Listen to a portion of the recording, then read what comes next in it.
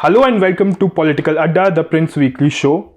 The Karnataka high-octane campaign is finally over, but it has kept the election commission busy. Both BJP and the Congress have alleged several times of each other of violating the Model Code of Conduct, and election commission has received several complaints. Latest complaint on Tuesday was from the Congress, which alleged that Prime Minister's video on social media violated the silence period restrictions, thus violating the Model Code of Conduct.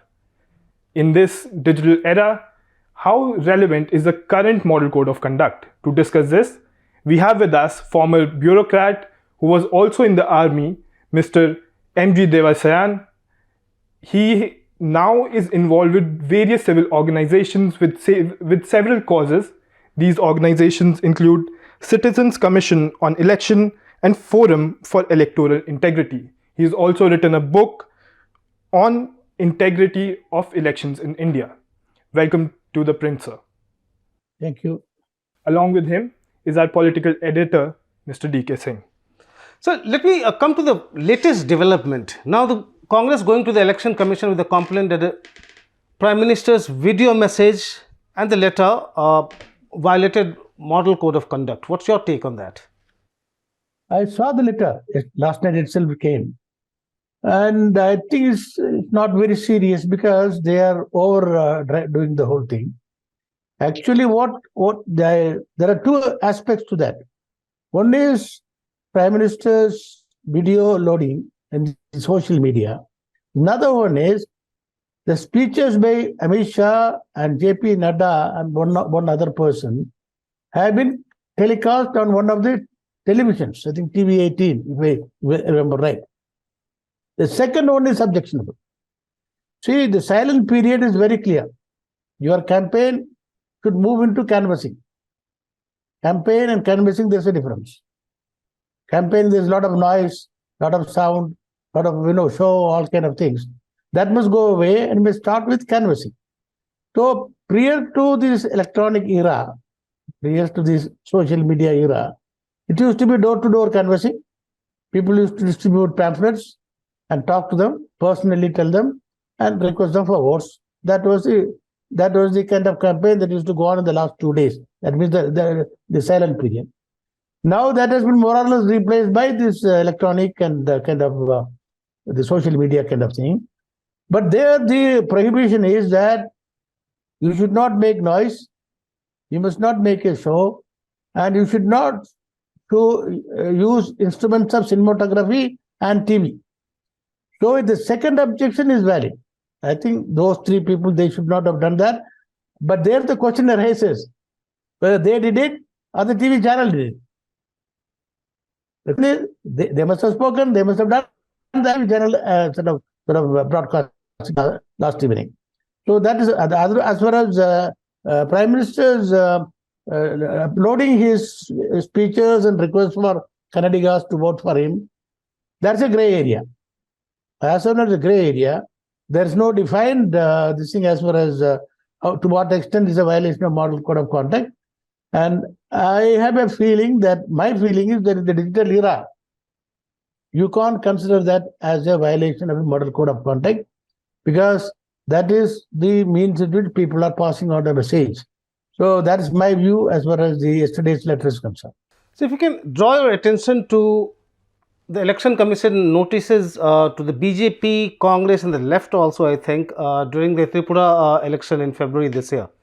Now, EC had given them notices because they had put out tweets virtually campaigning on the day of polling. And the EC order talked about Section 126, 1B of the Representation of the People's Act. Now, that act prohibits, and I am quoting exactly from there, prohibits display to the public any election matter by means of cinematograph, television or other similar apparatus in polling area during the period of 14 hours, so and so. Yes, of course, in PM Modi's case, technically it can be argued that he did not do it from the polling area. But then when it comes to tweets, because it also says cinematograph, television or other similar apparatus. And using that, the EC has sent notices to these parties in Tripura. So, given that precedent that we have, how do we look at this case? But by sending a tweet, what are you displaying? You are not displaying anything visual. A tweet comes, it is part of the social media. If it comes on your handle, you see that. But this is not a public display. I think there is a distinction. That's why I said it's a gray area. I think Election Commission should revisit this provision and based on the present technology which is available, discuss with the experts and redraw the guidelines and the kind of moral code of conduct. I don't think this age-old Representation of People's Act is valid anymore.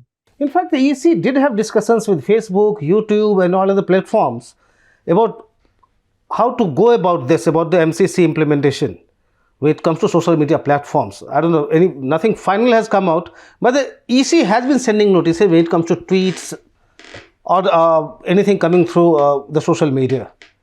They are sending the notices, but I really don't think it is going to work out in any manner. But because you see, at the end of the day, you have to campaign, you have to canvass. Now, door-to-door visit is more or less outdated. And then door-to-door, there is another problem also. Transfer of money, bribing of the voters are taking place. Even house-to-house visits also is a major problem. Because now these visits are taking place to hand over gifts, hand over money. And there I think you have this massive army of observers roaming all over the place, trying to sort of prevent this kind of malpractice. As far as social media is concerned, it's only conveying a message.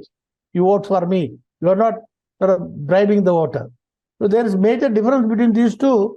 There is a requirement for Election Commission to revisit the entire gamut of social media as well as the Model Code of Conduct and also the relevant provisions in the Representation of People's Act. Fair enough. So, and here I would like to add that, while the Congress has gone to the EC accusing the PM of violating the MCC by releasing that letter on the social media, Congress President Mallikarjun Kharge did the same thing on the 9th of May, tweeting, and I'm quoting, he is saying, a vote for the Congress is a guarantee for change, progress and welfare and justice, social justice. That's again Congress President saying that. Congress obviously remains unmindful of that when it goes to the Election Commission. So interestingly, the BJP has also not gone to the Election Commission on this issue because the Congress is gone. But let me ask you about the BJP's complaint to the EC about Sonia Gandhi allegedly having made that sovereignty remark about Karnataka. Now, we checked, Sonia Gandhi did not use the word sovereignty in her speech. It was a Congress tweet which erroneously referred to that. So, what's your take on this issue? I very closely studied it. And in this case, I think Prime Minister Modi has absolutely crossed his limits. Actually, Sonia Gandhi did not use the word sovereignty at all. She was saying that Modi's blessing should be there on the state. He said, no, state can take care of themselves and people can take care of themselves. You don't need anybody's blessing. To that effect. Somebody tweeted in the Congress party saying that she used the word sovereignty and integrity and dignity, whatever it is. That is beside the point.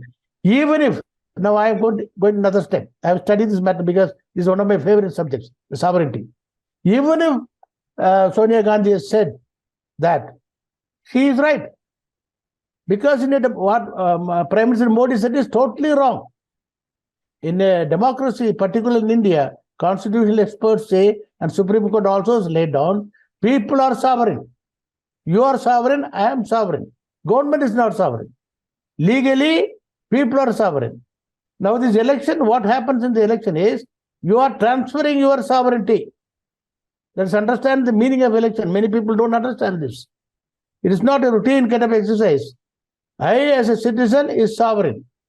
And since I cannot conduct the affairs of the state, I am transferring my sovereignty 5 years. So legally, I am the sovereign. I am transferring the sovereignty to my elected representatives.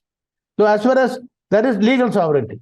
Political sovereignty is joint venture between the center and the states. Supreme Court rulings are very clear.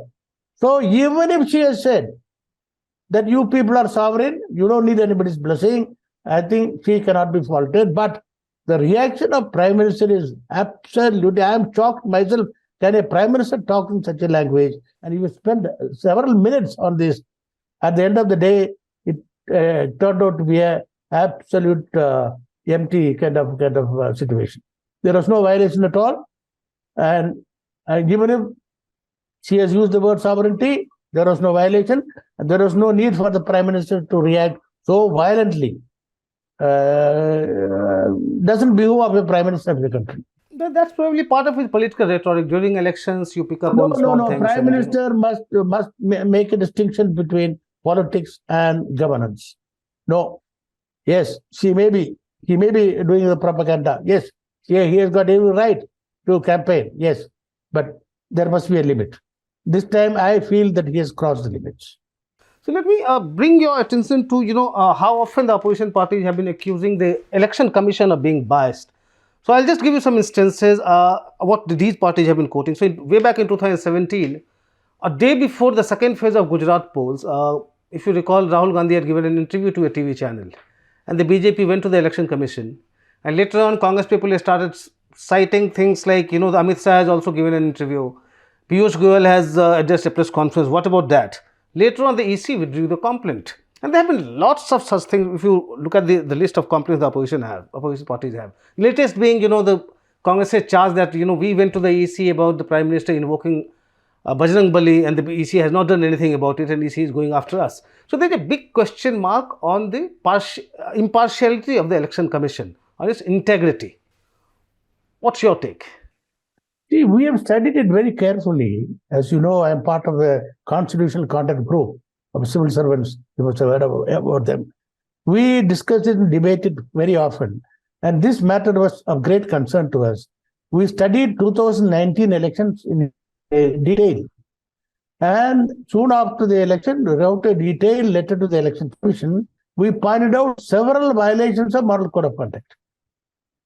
One was Yogi Adityanath called the Indian Army Modi ki Sena.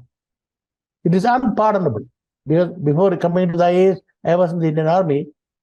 Army cannot be called somebody's Sena, and he called it, and the Election Commissioner did not do anything about it. Then suddenly we had a TV channel that cropped up, Amogh, out of nowhere. Nobody knew who had given the permission. Election Commission said we didn't give the permission.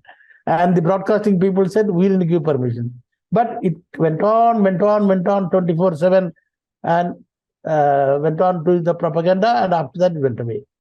Then there was other kind of violations. Several violations were there. But Election Commission has not been absolutely peevish. Subsequently, we did certain study of the UP election also. The Election Commission was not at all responding. So in fact, I have written articles. In fact, I have written for print also. The point I am trying to make is, the Election Commission has got a lot of limitations. The Election Commission is a small body, just about 100 odd people sitting, and they are conducting the election through the entire state machinery. Entire state machinery is at their disposal, and in this case, physically, it will be difficult for Election Commission to be everywhere. Psychological impact is most important. You see, in army, I used to be in the infantry. When we were called for war, I participated in war also. Use of power, no show of power. Whereas when we are called for aid to civil authority, there also I participated. It is show of force, not use of force. So Election Commission must go in for show of force. They have powers. Supreme Court has given several kind of judgments, and also this plenipotentiary powers, Article 324, which mandates the Election Commission to hold free and fair election, and Supreme Court has held that a free and fair election is a basic structure of the Constitution. So Election Commission is meek and peevish. That is because recently, as you know, the Supreme Court gave the judgment about how election commissioners are being selected and they are being appointed.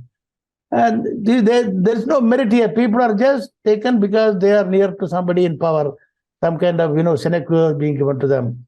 They are not men of caliber and guts. See, the three people occupying, in my view, Election Commission is the most important institution of the Constitution. And these three people sitting there, it was made into a multi-member body only because you wanted to have the wisdom of three people, and three people join together and have strength. They will take convincing action, but they will not. Similarly, what happened in the election? Ashok Lavasa was election commissioner, and he has been. Ashok Lavasa was my colleague of mine, a very close friend of mine, and one of the outstanding officers that I have come across. He has been pointing out, listen, these are all violations, let's take some action.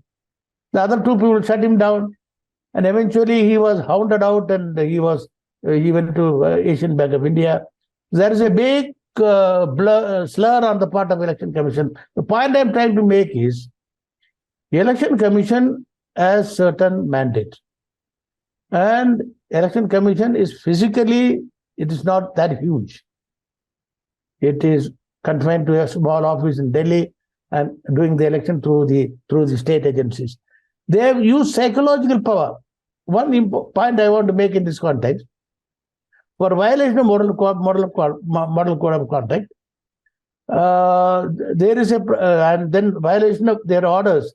They have extraordinary powers, not only in the Constitution. If you read this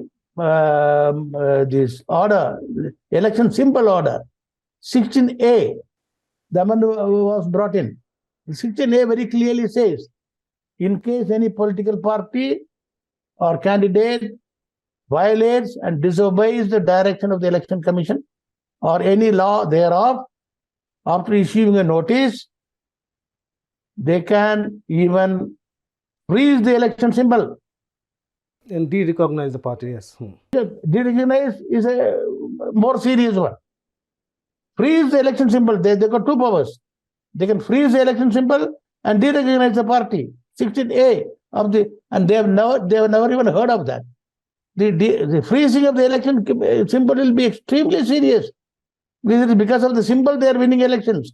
So point I am making is, even in fact, Supreme Court himself has given stumped the Election Commission. So they are not using their plenipotentiary powers. They are not using their legal powers. They are not using the powers they have under the. See, everyone talks about Session. In this context, let me bring him also. Session is a very ordinary officer. I know Session. He is not an outstanding man. But he realized, when he became the Chief Election Commissioner, he realized his responsibility and used the powers. He countermanded, in one or two cases, countermanded the elections for booth capturing. That sent shivers down the spine of people. Countermanding elections is a very serious thing. So 2, 3, big bang action put psychological fear. The Election Commission cannot chase around everybody. Not possible. Even after putting hundreds of observers, IAS observers, IPS observers, Indian Revenue Service observers, even then it's not possible. But psychologically, people must fear, the political parties must fear. Election Commission can strike anytime. Let us be careful. My grievance against the Election Commission is they are not doing this. But do you think what the Supreme Court has ruled, that the President of India will appoint the Chief Election Commissioner, election commissioners on the advice of a committee comprising the Prime Minister, the Leader of Opposition and the CJI, is that a solution? This has come too late. Actually, the recommendation was in, I don't know to what extent people know. I've been close to Jayaprakash Narayan because during emergency, he was my prisoner and I have been in touch with him very closely. Oh, really? It was Jayaprakash Narayan who started the whole thing. He set up a committee in 1974 headed by B.M. Tarakunde. B.M. Tarakunde was an eminent jurist, Bombay High Court and all. One of the recommendations was this: the Election Commission must be a multi-member commission. That was in 74, 75. After the emergency came, and again, nothing happened. And the government of India did not bother at all. But when it became, there was only a single chief election commissioner. Then during Sessions time, when it became multi-member, At that time, what they did was, even the little protection that the election commissioners had was not given to the two election commissioners. Only Chief Election Commissioner continued to have the protection, constitutional protection, like a Supreme Court, High Court judge, he can be only impeached. But the other two election commissioners did not have. They should have been given the same protection. So, but then they were thrown out. If the Chief Election Commissioner write a letter to the President, on the basis of that, they can be removed, which is not at all good. So that was in the early 90s. Now it is more than 30 years. Dragging on. There has been some instances where bad choices have been made for the Election Commission. I didn't want to mention names because almost all of them were either my junior colleagues. Most of them were junior colleagues. I don't want to mention name. But the wrong choices were made. And because of that, the Election Commission's reputation has suffered a lot. And this recent judgment, see, the question is, immediately you ask a pilot question. There are collegium system in other postings also. CBA director is appointed through collegium system. What is this? CBA is considered to be a caged parrot. So the question is the caliber of the person who's occupying. Even if he has no illegal protection, constitutional protection, he can uphold the dignity of the office, which is not happening.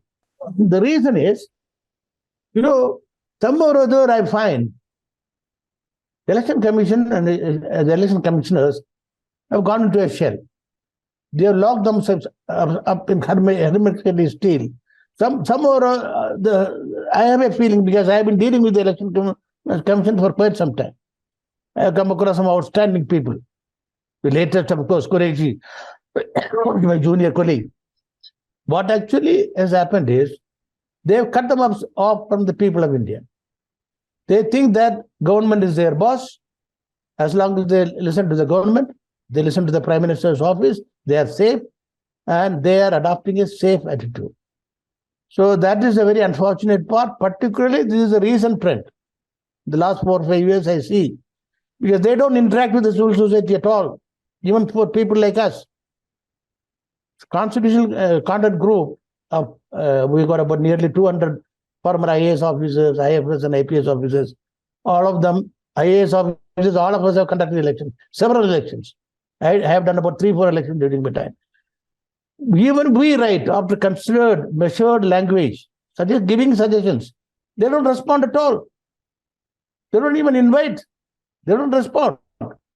So if they are unable to interact with a group like us, their own peers and seniors, how will they interact? They are only having limited interaction with political parties.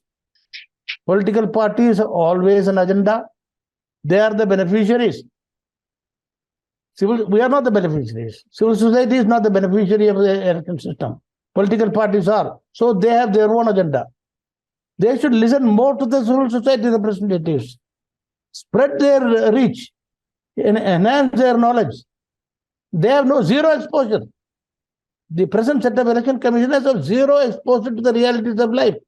If they are sitting in a citadel, they move around. When they go to states, I have seen, they are treated as VVIP treatment. Everyone says, sir. They talk to the political parties, they also say, sir. The Election Commission doesn't understand the realities of life. And that is why the credibility and integrity of the Election Commission is coming under serious doubt. People are making jokes. You must have heard about it. The kind of jokes that is going around about the electronic voting machine. That's another subject. If you want to have a conversation separately, I can. So please allow me to divert a bit from the main subject. You just said JP was in prison under your supervision. I'm very tempted to ask you about your experience then. What all did you hear from him then?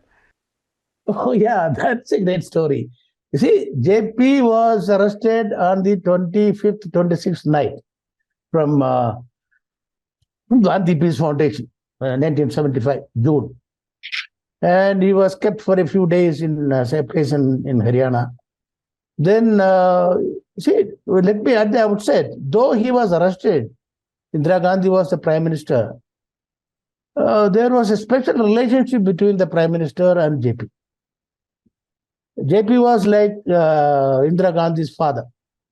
He was very close to Jawaharlal Nehru, and his wife was very close to Jawaharlal Nehru's wife, Kamala Nehru. So they were kind of a family. But political difference, he was arrested. So JP was brought to Chandigarh with a special mandate that his health must be taken care of, and he will not stay in a jail. Though we had a very well furnished sub jail in Chandigarh, he will stay only in the Postgraduate Institute of Medical Research. PGA is one of the topmost, like AIMS in Delhi, is one of the topmost medical institutions of the country. So he should be there. So he was kept only in the PGA, alternatively between this place, what do you call that? Their guest house, which was notified as a jail, and one of the ward. So he was with me for about 6 months. Initially, I had known about him, I had heard about him. And what post were you holding then? How come you were I was the district magistrate of Chandigarh, the collector of Chandigarh, DC Chandigarh. So directly it was my responsibility. Others could not have, except the doctors, nobody can, and the superintendent of police, nobody can meet him without my permission. Some interesting things you remember out of your interactions with them? I used to meet him almost every day. No, I said if you recall some interesting things, what you got from. A lot of interesting things happened. See, the main interesting thing was that after the initial kind of this thing, so he opened up. One was that the most important thing that happened was the reconciliation effort, which initiated sometime in September. In fact, Gyani Jail Singh was the then Chief Minister of Punjab. And we had some common friends. And people like Huxer, people like P.N. Dar, and other people were of the view that emergency should not continue. And emergency can come to an end only if there is a rapprochement and reconciliation between JP and Indira Gandhi. And our task was to create an atmosphere. So we had discussions. That was outside my agenda. We had discussions with some people, and eventually Gyani Jail Singh said, I will take the initiative. Then we thought that who is the best person to do this thing between Indira Gandhi and after a lot of discussion, we found the best person is Sheikh Abdullah. Sheikh Abdullah was very close to JP, and Sheikh Abdullah was also very close to Indira Gandhi. So we started the initiative. I was given the task of preparing JP mentally. So everything was arranged.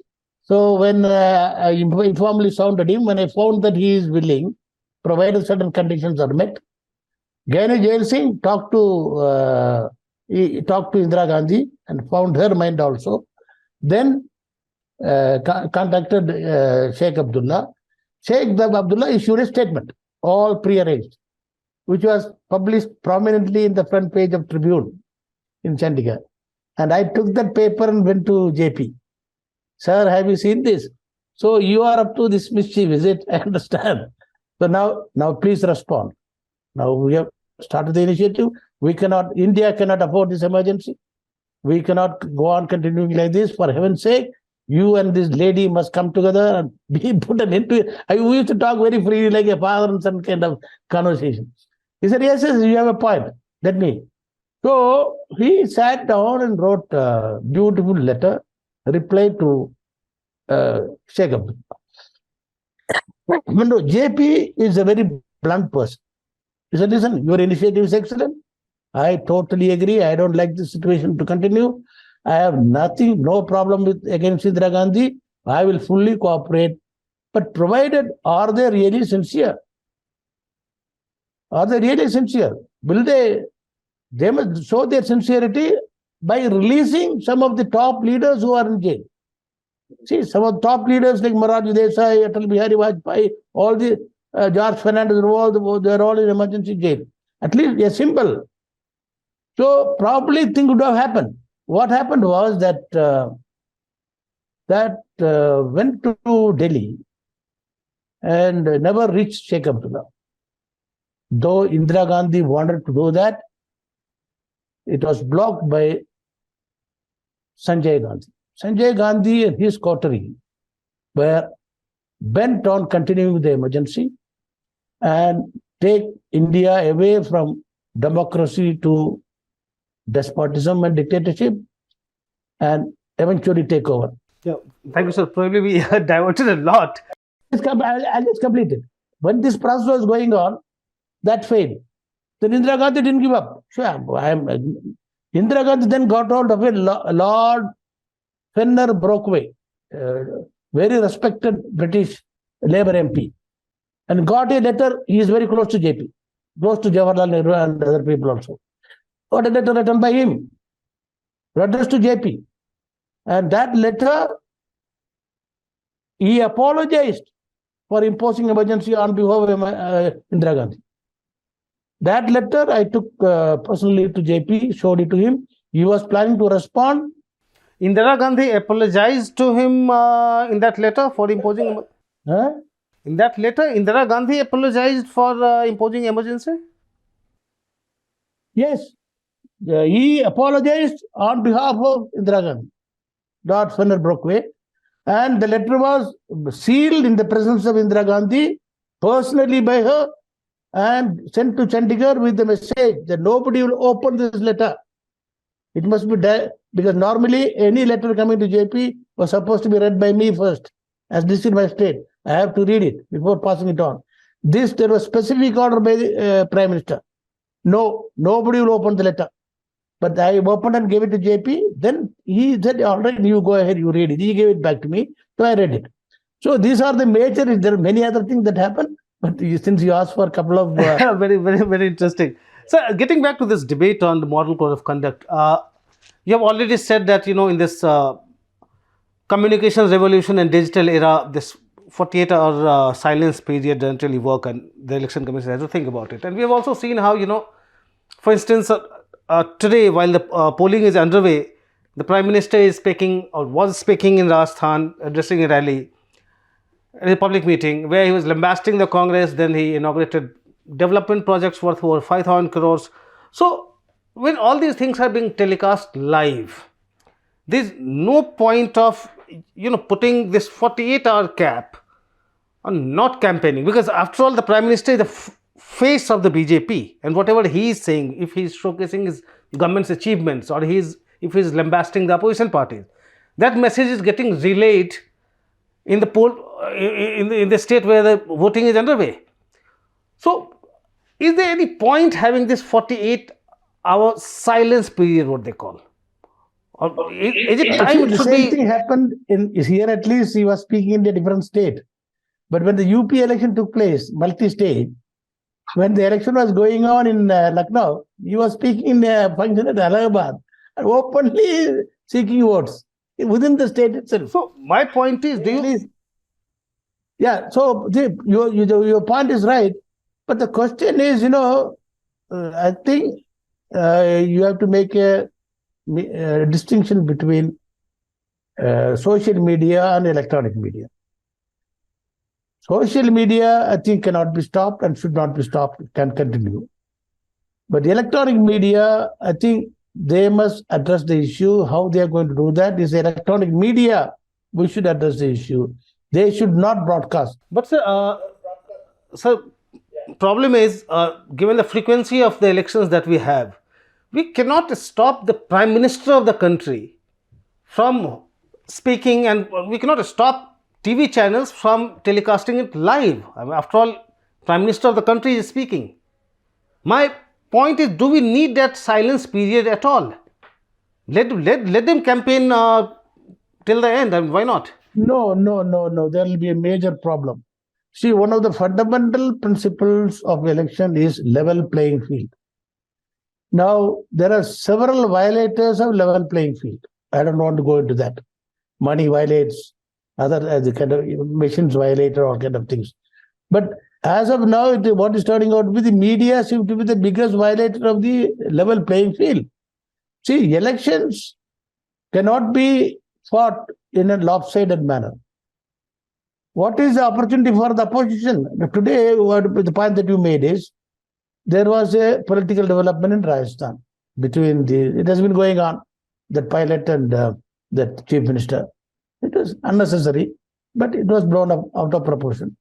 And he started talking, and most of the time he never talked about the development. He was only talking about the fight between, within the Congress party. It was a political speech. But the question is now, how do we ensure level playing field? If the Prime Minister or Chief Minister, people in power can speak anything, and the media will keep on broadcasting, and people will feel that there is only a ruling party, there is no opposition. So you got to strike a fine balance. So I don't think we'll be able to give a solution in this conversation. Overall, if you look at the MCC, Model Code of Conduct, you see repeated violations in one election after another by all political parties. They do it almost with impunity. What kind of changes do you think are required there in the MCC to make it more effective? See, as it is, MCC is not a law. But, the Supreme Court has clearly laid down, saying that the plenipotentiary powers are available with the Election Commission of India. And the ruling is very, very historic ruling, Mahendra Singh versus state of, I don't remember, which is a very historic ruling, which says, if there is a law which specifically mandates the Election Commission to do certain things, they shall do only that. Nothing beyond that law.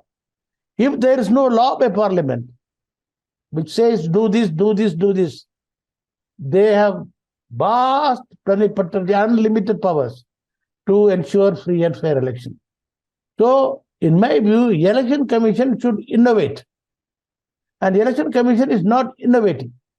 So the question here is that Model Code of Conduct needs to be revisited, because it was drafted in the 90s. Now, nearly 40 years. A lot of developments have taken place. How it is going to be implemented? In my view, they have to prioritize. You can't keep on listing everything. Most serious ones will be listed. For instance, the first 4 or 5 model code of conduct, if you see, very clearly talks about communal, religious. There's the most sensitive one. Now, this Jai Bajrangaballi, this thing is a very serious one. They have not issued notice. That is number 1 code of conduct, number 1 and 2. If you read number 1 and 2, you can't invoke votes or people talk to them and say them on the basis of religion or something, and the Election Commission did not bother. So they have to prioritize what is important. The communalization of politics is becoming extremely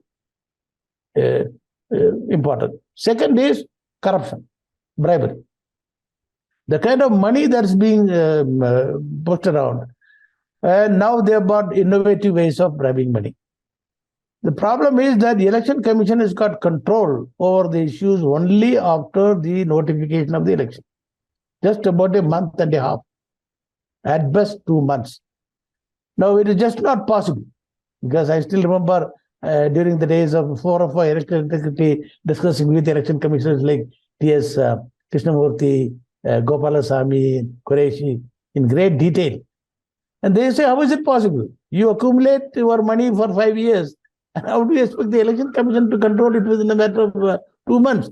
So you got to evolve a mechanism through which the political process, people amassing wealth, massive amount of money, black money, should be regulated by the Election Commission, and our income tax system, our enforcement system must, I think, work with the Election Commission of India. But I don't know how to do that, but it all evolve out of discussions, a series of discussions. But I think I agree with you totally that we have to revisit the Model Code of Conduct. We can't stick to this, what is happening now. It is not working. Amogh, any questions from our viewers? Yes, so there's one question, but before that, I would like to ask something. So like you're saying that Model Code of Conduct needs to be revisited. So I was speaking to one of the former Chief Election Commissioners. He was saying that Model Code of Conduct in its present form is sufficient. It is the only problem lies with the implementation. How do you see this? He is right. But how do you implement? See, unimplementable. It is easy to write it on paper. See, the fundamental principles of governance is any rule or any law you make should be implementable. Otherwise, it will become a laughing stock. So I am not blaming the Model Code of Conduct as it is. The former Chief Election Commissioner is 100% correct. But the question is, most of what is written is unimplementable. It's not being implemented. Because the Election Commission is conducting the election by proxy, to use for want of any other word. They are conducting the election only through the state agencies.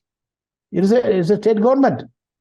Now, any action taken at the election commissioner immediately against the state official, it is reversed immediately. If they take some action, if the same party comes back to power, immediately he is not only brought back, he is promoted. So that effectiveness is gone. Transferring of officers, positioning them and all is all gone. And secondly, the kind of the support that they have. The Election Commission does not have the kind of reach. Information reach is not there. So it is all right, one thing, and they are only depending on react to complaint. See, I don't think there's any case where suo motu election commissioners acted. So specifically about the silence period, do you think reducing the number of phases can somewhere help? That is a very important question. See, single phase, multi-phase is a big issue. Now, you see, in states, South Indian states, all 4 South Indian states, invariably you find there is single phase election. But almost all the major North Indian states, you find multi-phased. Now, the multi-phased election, in my view, is not the right thing to do. Because the violations take place, this kind of Prime Minister talking somewhere, Prime Minister doing that, it takes place.